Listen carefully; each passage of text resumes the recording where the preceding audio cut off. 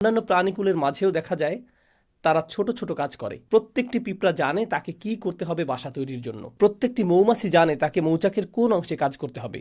প্রত্যেকেই নিজের ছোট কাজটার কথা জানে, কিন্তু আল্লাহ তাদের ডিজাইন করেছেন আরো বড় কিছু নির্মাণের জন্য। তাদের প্রত্যেকের করণীয় ছোট ছোট কাজগুলোর চেয়েও তারা আরো বৃহৎ কিছুর অংশ। এটা এক ধরনের উপায় যেভাবে আমরা চিন্তা করতে পারি যে বাস্তবতা আসলে কি জিনিস। এই ছোট ছোট কাজগুলো যে আমরা করি, এগুলো যদি আরো বৃহৎ কিছুর সাথে সংযুক্ত না থাকে, তাহলে আমাদের কাছে বাস্তবতার প্রকৃত উপলব্ধি নেই। তবে আমাদের দৈনন্দিন কাজগুলো সংযোগহীন। তাই আল্লাহ এই সূরাতে কি করলেন?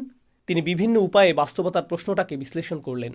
আমি এখন যা করব, এই ২০ মিনিটের কম সময়ে ওই চিত্রগুলোর একটি আপনাদের সাথে শেয়ার করব। যখন আমাদের জীবনের এই সমস্ত ছোট ছোট মুহূর্তগুলোর সমাপ্তি আসবে, অতি সত্বর অথবা পরে এক সময় আমরা মাটির নিচে চলে যাব। এরপর চরম সত্য ঘটনা, চূড়ান্ত বাস্তবতা আরম্ভ হবে।